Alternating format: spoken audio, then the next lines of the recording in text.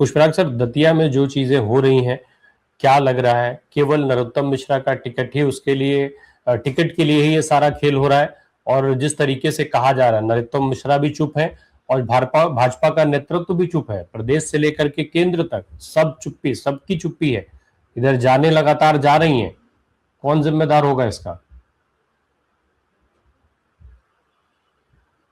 Unmute करिएगा doctor पुष्पराग, mute है आप।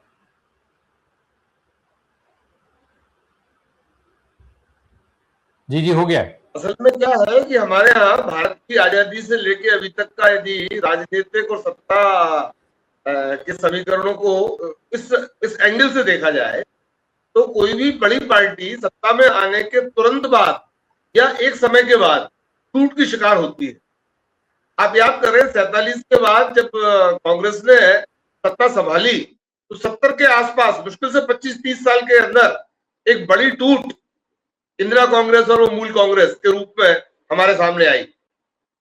जनता पार्टी तब टूटी जब मोरारजी देसाई प्रधानमंत्री बन चुके थे। तो सत्ता में आने के साथ ही हमारे यहाँ पार्टियों में अंतर्द्वंद और पावर पॉलिटिक्स और टूट का एक लंबा इतिहास रहा है। जनता दल कब टूटी? जब बीपी सिंह प्रधानमंत्री रह चुके, मतलब बीपी सिंह के प्रधानमंत्री होने के बाद जब अंदर के जो महत्वाकांक्षी लोग थे उन्हें लगा कि जो संघर्ष का रास्ता हमने चुना है वो संघर्ष का रास्ता सत्ता तक पहुंचा सकता है, तब उसमें टूट चालू हुई। बीएसपी में टूट तब चालू हुई जब मायावती मुख्यमंत्री रह चुकी। दक्षिण की तमाम सारी पार्टियां सत्ता के बाद टूटी। अब बीजेपी का नंबर। बीजेपी अटल जी के बाद टूट सकती थी, लेकिन बाकी की अन्य पार्टियों और भारतीय जनता पार्टी के बीच में एक जो डैमेज कंट्रोल का जो फैक्टर है आरएसएस, उसने उस घटना को टाल दिया। लेकिन इतिहास अपने आप को दोहराता है, अब वो टालने वाली स्थिति में आरएसएस भी नहीं बचा। चाहे वो पर्ची से मुख्यमंत्री बनाने की बात हो और अब तो पर्ची से टिकट देने लगे, तो ऐसे में भारतीय जनता पार्टी का, मैं पिछले 4 महीनों से लगातार हर वार्ता में ये बात कहता हूं, भारतीय जनता पार्टी को टूटने से अब कोई रोक नहीं सकता। अब आप राजस्थान को देख लें, आप मध्य प्रदेश को देख लें, आप उत्तर प्रदेश को देख लें, हर जगह जो कद्दावर नेता इनके रहे एक समय में, उनको साइडलाइन करके इन लोगों ने ऐसे नए चेहरों को सामने लाया। शिवराज सिंह की क्या हालत करती? शिवराज सिंह जो 20 साल तक अगर टिकट नहीं होता है नरोत्तम मिश्रा का, तो क्या नरोत्तम मिश्रा इस हैसियत में है कि वो भारतीय जनता पार्टी छोड़ करके अलग चले जाएं, किसी दूसरे दल के साथ जाएं, अपना दल बनाएं, या निर्दलीय उम्मीदवार के तौर पर मैदान में दिखाई दें? मैं वहीं आ रहा हूं कि जिस तरह से पूरे देश में भारतीय जनता पार्टी ने अपने बड़े कद्दावर नेताओं को साइडलाइन किया, जिसमें अटल, अडवाणी, मुरली मनोहर जोशी से लेकर और सिंधिया, राजस्थान की वो यशोधरा वसुंधरा सिंधिया, वहां तक का हम नाम लें या उपराष्ट्रपति का नाम ले लें, तो ये तमाम सारी जो स्थितियां बन रही हैं, उसी तरह से मध्य प्रदेश में जिस तरह से शिवराज को साइडलाइन किया, 20 साल तक शिवराज ने सत्ता को बनाए रखा यहाँ पर, और अचानक से आपने एक पर्ची मुख्यमंत्री यहाँ पर ला दिया। इसी तरह से नरोत्तम मिश्रा का कद मध्य प्रदेश में इस हैसियत का था और है कि उन्हें PM material next to CM material next to CM माना जाता था। लेकिन उनको एक चुनाव हार जाने के बाद इस कारण और इस आधार पर, या दूसरे कारण और दूसरे आधार पर उनका टिकट काट देना, कुल मिलाकर अगली मुख्यमंत्री की रेस से एक घोड़े को कम कर देना है। एक चुनाव का हारना इतनी बड़ी घटना एक व्यक्ति के जीवन में नहीं होती है। इंदिरा गांधी चुनाव हारी है, अटल बिहारी वाजपेयी चुनाव हारे हैं, खुद राहुल गांधी चुनाव हारे हैं, तो चुनाव की हार जीत लगी रहती है। लेकिन एक चुनाव हार जाने के बाद उस व्यक्ति का राजनीतिक कैरियर खत्म कर देना, कुल मिलाकर पावर पॉलिटिक्स में पार्टी के अंदर धाक बनाने की कवायद के अलावा कुछ नहीं है। नरोत्तम मिश्रा का ताजा प्रभाव कितना होगा, इस बात से अंदाज लगा सकते हैं कि वहां पर रात भर 9 घंटे तक जाम लगा रहा, हजार लोग सड़कों पर थे, तभी तो जाम था। वहां की पूरी पार्टी मंडल अध्यक्षों से लेकर नगर पालिका अध्यक्षों से लेकर जिला अध्यक्ष से लेकर सबने रिजाइन कर दिया। तो जिस व्यक्ति का अपने क्षेत्र में अपनी पार्टी में इतना जब 8 घंटे 9 घंटे जाम थी, एकमात्र कारण पावर पॉलिटिक्स के अलावा कुछ नहीं दिखता है। डॉक्टर पुष्पराग, जब ये 8 घंटे 9 घंटे का जाम था, सरकार कहां थी? मध्य प्रदेश में सरकार तो अभी तक भाजपा की है ना, अभी भी है शायद। अरे वहां के एसपी, एडिशनल एसपी, इन लोगों को चोटें आई, कलेक्टर को पथराव में, कलेक्टर के सिर पर पत्थर था। इन तमाम से आशुतोष के अलावा इन्होंने एक लाठीचार्ज नहीं किया। नेशनल हाईवे जिन लोगों ने रात भर जाम किया रखा, उनको गिरफ्तार नहीं किया। तो ये कुल मिलाकर अराजकता की स्थिति है। भारतीय जनता पार्टी के अंदर उनके कैसे कैसे कार्यकर्ता भरे पड़े हैं जो इस तरह से अराजक हो जाते हैं, ये बड़ा दुर्भाग्यपूर्ण है। और सबसे खास बात इसमें यह है कि ऐसे तमाम सारे जो विद्रोही या असंतुष्ट लोग हैं, उनकी संख्या मध्य प्रदेश में बढ़ती जा रही है।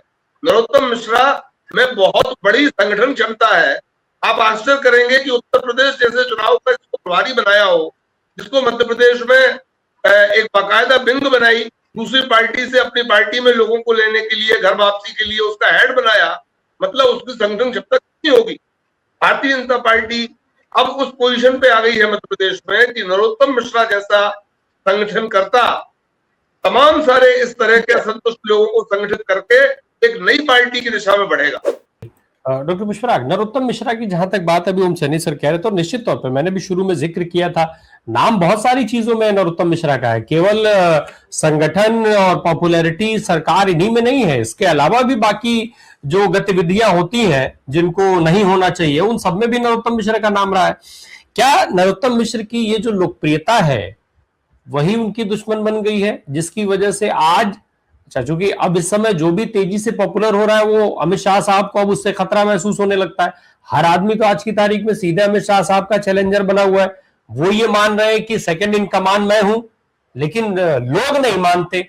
चर्चा में कहीं अमित शाह नहीं आते, कभी कोई नहीं कहता कि अमित शाह अगले प्रधानमंत्री हो सकते हैं। हर आदमी, कोई देवेंद्र फडणवीस, कोई योगी आदित्यनाथ, कोई किसी को भी कह दे, अमित शाह का नाम कभी नहीं लेता कोई, ना कारपोरेट में उस तरीके का इंटरेस्ट दिखाई देता है। अमित शाह साहब को सबसे बड़ा डर यही है, इसीलिए वो किसी पॉपुलर को बर्दाश्त नहीं कर पा रहे। नहीं, बिल्कुल आप सही कह रहे हैं। असल में क्या है कि सत्ता के साथ ही पावर में बने रहना और पावर के सर्वोच्च शिखर पर पहुंचना, ये एक स्वाभाविक प्रक्रिया है। जब आप एक कंपटीशन दे रहे हैं, हर चीज एक कंपटीशन है, तो हर पॉलिटिकल कार्यकर्ता चाहता है कि वो विधायक बन जाए, सांसद बन जाए, मुख्यमंत्री बन जाए, प्रधानमंत्री बन जाए। तो उस दौड़ में सभी लोग होते हैं और टांग खिंचाई भी होती है। आप आश्चर्य करेंगे, अभी तो मोहन भाजपा जो मध्य प्रदेश में आज है, उसने नरोत्तम मिश्रा का टिकट काटा है। पिछले चुनाव में जिसमें वो हारे, उसमें आरोप यह था कि उन्हें शिवराज भाजपा ने हराया। तो शिवराज सिंह भी अपनी चुनौती नरोत्तम मिश्रा को मानते थे, मोहन यादव भी अपनी चुनौती नरोत्तम मिश्रा को मानते थे। और जिस तरह से नरोत्तम मिश्रा पूरे देश के चुनाव में घूम घूम कर ब्राह्मण वोटों को एकजुट करने के लिए लगाए गए थे, जिसमें उत्तर प्रदेश सबसे खास माना जाता है, तो ऐसे में एक बड़ा चेहरा उभर कर कहीं केंद्र में शिवराज और बाकी जो फडणवीस और तमाम सारे लोग जो प्रधानमंत्री के दावे में हैं, उसमें एक नाम और न बढ़ जाए, तो उनको राज्य में भी केंद्र में भी लगातार चुनौतियों का सामना करना पड़ा है। भारतीय जनता पार्टी के अंदर की पॉलिटिक्स में भी उनको चुनौतियों का सामना करना पड़ा है। और आज एक बात और मैं कहना चाह रहा हूं कि आज के समय में बड़ी पूंजी, छदम, धार्मिकता, अपराधी और माफिया के गठजोड़ के बिना राजनीति संभव ही नहीं है। आज के समय में सैद्धांतिक और नैतिक राजनीति का समय लग गया है। आज के समय में एक छोटे से चुनाव में भी इतनी बड़ी पूंजी की जरूरत होती है कि हम अभी चैनल पे बैठे पांचों लोग पार्षद का चुनाव भी नहीं लड़ पाएंगे। एक पार्षद के, सरपंच के चुनाव में भी करोड़ों रुपयों का खर्चा होता है। तो इसलिए आज की इस राजनीति को बदलने की जरूरत है और ये देश, ये समाज बदलेगा। जैसा कि जैन जी धीरे धीरे पॉलिटिक्स में इंटरेस्ट लेने लगा है।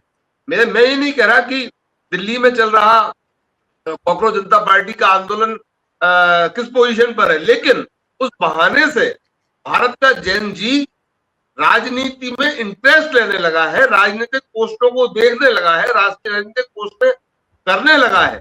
जो राजनीति को अछूत मानते थे युवा, खास में जैन जी पिछले 30-40 सालों से, अब वो इंटरेस्ट लेने लगे हैं। तो मुझे विश्वास है कि ये वक्त बदलेगा और भारतीय राजनीति एक नए युग में प्रवेश करेगी। और मैं फिर से अपनी बात कंक्लूड करके कहना चाहता हूं कि नरोत्तम मिश्रा वो शख्सियत है जो मध्य प्रदेश के तमाम सारे भाजपा के असंतुष्ट लोगों को एकजुट करके एक नए धड़े के रूप में उभरेंगे आने वाले 3 जी।